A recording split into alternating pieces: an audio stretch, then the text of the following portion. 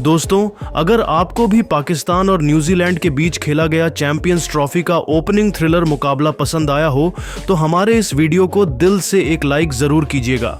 आज की वीडियो का लाइक टारगेट केवल 400 लाइक क्या है दोस्तों, तो वीडियो को एक लाइक करना बिल्कुल भी ना भूले दोस्तों। आखिरकार इंतजार खत्म हो चुका है।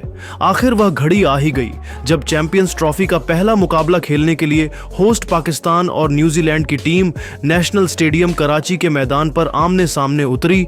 इस मुकाबले में सिक्का उछाला गया तो पाकिस्तान की टीम ने टॉस जीता और पहले गेंदबाजी करने का फैसला किया।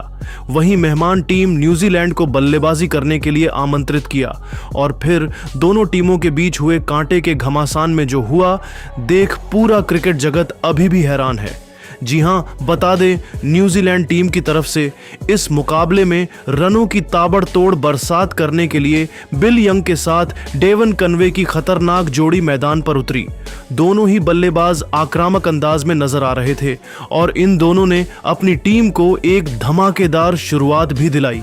दूसरा ओवर लेकर आए पाकिस्तान की तरफ से नसीम शाह, इनका स्वागत कॉनवे ने 5वीं गेंद पर शानदार चौका लगाकर किया और अपनी टीम के स्कोर को 2 ओवर में 8 रनों तक पहुंचा दिया। दोनों बल्लेबाज शानदार फॉर्म में नजर आ रहे थे। तीसरा ओवर लेकर आए शाहीन अफरीदी का भी स्वागत। कॉनवे ने चौथी गेंद पर शानदार चौका लगाकर किया। फिर ओवर की अंतिम 2 गेंद पर सिंगल लेकर इन दोनों बल्लेबाजों ने अपनी टीम को 3 ओवर में 17 रनों तक पहुंचा दिया। दोनों तरफ से इन दोनों खिलाड़ियों ने चौकों की बारिश करना शुरू कर दिया था। दोनों बल्लेबाजों के बीच एक अच्छी साझेदारी पनपती हुई दिखाई दे रही थी। अपनी टीम को धीरे धीरे आगे बढ़ाते हुए 7 ओवर में 39 रनों तक पहुंचा दिया। पाकिस्तान के कप्तान मोहम्मद रिजवान को विकेट की तलाश थी और इस बार उन्होंने बॉलिंग स्पेल में बदलाव किया और गेंदबाजी करने के लिए 8वां ओवर फेंकने के लिए बुलाया अबरार अहमद को। और दोस्तों, यही था वह मोमेंट जहां से इस पूरे मैच का पांसा ही ऑलमोस्ट पलटने लगा था। अबरार अहमद आते ही ओवर की तीसरी गेंद पर कॉनवे को क्लीन बोल्ड कर पवेलियन का रास्ता दिखा दिया और न्यूजीलैंड की टीम को 39 रनों के स्कोर पर पहला झटका लग गया। कॉनवे अपनी टीम के लिए 10 रन बनाकर पवेलियन लौट गए, लेकिन बिल यंग अभी भी मैदान पर टिके हुए थे। इनका साथ देने के लिए अब टीम के सबसे खतरनाक खिलाड़ी केन विलियमसन आ चुके थे।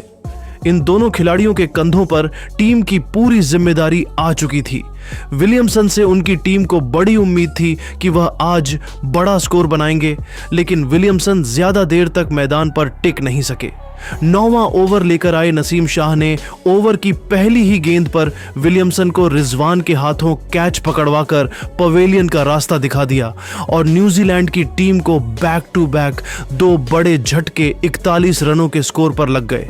विलियमसन अपनी टीम के लिए केवल 1 रन का योगदान देकर मैदान के बाहर चले गए, लेकिन बिल यंग अभी भी मैदान पर टिके हुए थे।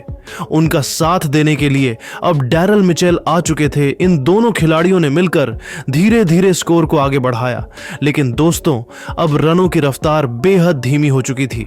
न्यूजीलैंड की क्रिकेट टीम बहुत ज्यादा दबाव में नजर आ रही थी। इन दोनों खिलाड़ियों ने पावर प्ले के 10 ओवर में टीम को 48 रनों तक 2 विकेट के नुकसान पर पहुंचाया। दोनों खिलाड़ियों के बीच एक अच्छी साझेदारी होती हुई दिखाई दे रही थी। बिल यंग अपनी टीम के लिए बेहतरीन बल्लेबाजी कर रहे थे। देखते ही देखते न्यूजीलैंड का स्कोर 50 रनों के पार पहुंच गया। उसके बाद विल यंग ने आक्रामक रूप अपना लिया था। 13वां ओवर लेकर आए हैरी श्रॉफ की पहली ही गेंद पर विल यंग ने शानदार छक्का जड़ा और अपनी टीम के स्कोर को तेजी से आगे बढ़ाया। धीरे धीरे न्यूजीलैंड की पारी संभालती हुई नजर आ रही थी।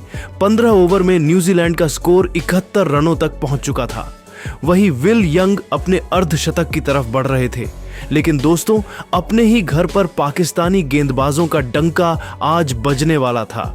जी हां दोस्तों, 17वां ओवर लेकर आए पेस बैटरी हैरिस राफ ने स्ट्रगल कर रहे डेरी मिशेल को शाहीन अफरीदी के हाथों कैच आउट करवाकर न्यूजीलैंड की बैकबोन को ऑलमोस्ट चकनाचूर कर दिया था। जहां डेरी मिचेल 24 बॉल में मात्र 10 रन बना पाए। हालांकि दोस्तों, इसी ओवर की अंतिम बॉल में बिल यंग ने सिंगल लेकर 56 बॉल में अपनी धमाकेदार हाफ सेंचुरी पूरी कर ली। वह लोन वॉरियर की तरह पाकिस्तान से अकेले लड़ाई कर रहे थे। अब उनका साथ देने के लिए न्यूजीलैंड के पूर्व कप्तान टॉम लेथम मैदान में मोर्चा संभालने आए थे। सेट होने के बाद बिल यंग ने तो सीधा हमला ही बोल दिया। 19वां ओवर लेकर आए हरीश रॉफ की चौथी गेंद पर इस खिलाड़ी ने एक और थप्पड़ की तरह करारा चौका जड़ दिया और देखते ही देखते इन दोनों खिलाड़ियों ने न्यूजीलैंड की तगड़ी वापसी कराते हुए अपनी टीम को 100 रनों के पार पहुंचा दिया। वह भी 23 ओवर के भीतर अफरीदी को चौका मारकर बड़े ही स्टाइल में। धीरे धीरे पाकिस्तान की टेंशन बढ़ने लगी क्योंकि 24 ओवर में ही न्यूजीलैंड का स्कोर 110 रनों तक पहुंच चुका था। इन दोनों के बीच 50 रनों की धमाकेदार पार्टनरशिप भी होने वाली थी। पाकिस्तानी फैंस में भी निराशा थी। हालांकि दोस्तों, स्टेडियम पूरा खाली था लग रहा था। पाकिस्तान को उनके फैंस तक सपोर्ट नहीं करना चाहते थे क्योंकि न्यूजीलैंड कमाल का खेल दिखा रही थी। ये दोनों खिलाड़ी तो आउट होने का नाम ही नहीं ले रहे थे। शहीन अफरीदी से लेकर नसीम शाह, सलमान आगा, हर एक की बेदर्दी से कुटाई करते हुए इन दोनों खिलाड़ियों ने 27 ओवर में अपनी टीम को 124 रनों तक 3 विकेट के नुकसान पर पहुंचा दिया। 50 रनों की एक मैच टर्निंग पार्टनरशिप को अंजाम दिया, जिसके दम पर न्यूजीलैंड पूरी तरीके से मैच में शिकंजा कसती हुई नजर आ रही थी। अब दबाव पूरी तरीके से पाकिस्तान पर था। उनके गेंदबाजों को समझ नहीं आ रहा था क्या किया जाए। ऐसा लग रहा था कि पाकिस्तान की टीम धीरे धीरे मैच से बाहर हो रही है।